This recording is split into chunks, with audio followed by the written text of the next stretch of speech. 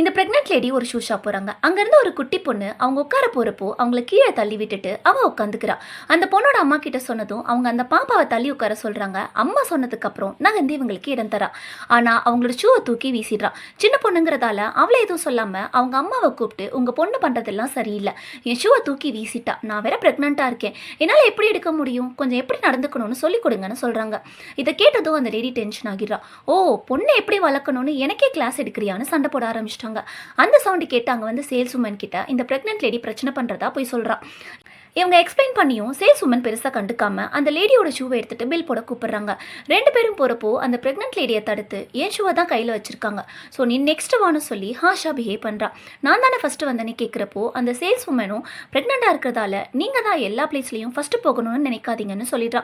Bill pay பண்ணுறப்போ அந்த lady கிட்ட கேஷ் இல்லாததால் அவ ஷூவை மட்டும் பில் போட சொல்கிறா. இதை பார்த்த பொண்ணு நீ கெட்ட அம்மான்னு சொல்லி கத்தி ஆர்ப்பாட்டம் பண்ணுறா. சரின்னு கிரெடிட் கார்டில் பில் பே பண்ணிடுறான். இவங்களும் பில் பே பண்ணிட்டு கிளம்புறப்போ பீப் சவுண்டு கேட்டு ரெண்டு பேரையும் ஸ்டாப் பண்ணி அவங்க பேக்கை செக் பண்ணுறா. பார்த்தா அந்த பாப்பா ஒரு ஷூவை பில் போடாமல் பேக்கில் எடுத்து வச்சிருப்பா. சின்ன பொண்ணுங்கிறதால காசு கொடுக்காம எதையும் வாங்கக்கூடாதுன்னு சொல்லிட்டு போயிடுறாங்க. நேராக இன்டர்வியூ அட்டன் பண்ண ஒரு ஆஃபீஸ் போறா. அங்கே அதே பிரெக்னென்ட் லேடி கீழே விழுந்திருந்த செடியை எடுத்து வைக்கிறத பார்த்து உன் வாய்க்கு நீ கிளீனிங் பண்ணுறவளா தான் இருப்பேன்னு நினச்சேன்னு நக்கெல்லாம் பேசிட்டு இன்டர்வியூ ஹாலுக்கு போனால் பிரெக்னென்ட் லேடி தான் அந்த கம்பெனியோட சிஇஓ. இதை பார்த்ததும் எப்படியும் வேலை கிடைக்க போகிறதில்ல, நான் கிளம்புறேன்னு சொல்கிறப்போ வெயிட் பண்ணுங்க, இது ஆஃபீஸ், உங்களோட டேலண்ட்டை வச்சு தான் நான் டிசைட் பண்ணுவேனே தவிர உங்கள் பிஹேவியர் வச்சு இல்லைன்னு சொல்லிட்டு அவங்களுக்கு வேலையும் கொடுத்துட்றாங்க. தோற்றத்தை வச்சு யாரையும் எடை போடக்கூடாது. இந்த வீடியோ உங்களுக்கு பிடிச்சிருந்துச்சுன்னா வீடியோக்கு ஒரு லைக் போட்டு உங்கள் ஃப்ரெண்ட்ஸ் அண்ட் ஃபேமிலிக்கு ஷேர் பண்ணுங்க.